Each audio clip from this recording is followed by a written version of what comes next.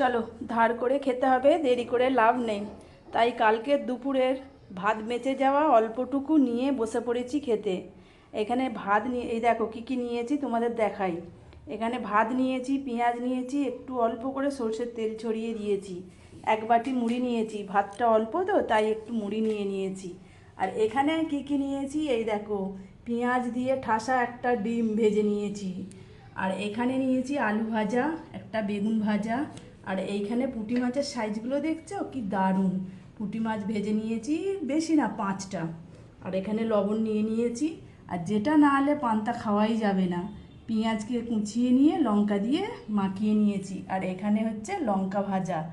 এই হয়েছে আজকে আমার দুপুরের খাওয়া। তা চলো ঢেলে নিই ভাতগুলো একটা থালার মধ্যে, হেভি হবে খাওয়া। এই হচ্ছে আমার আজকে দুপুরের খাওয়া।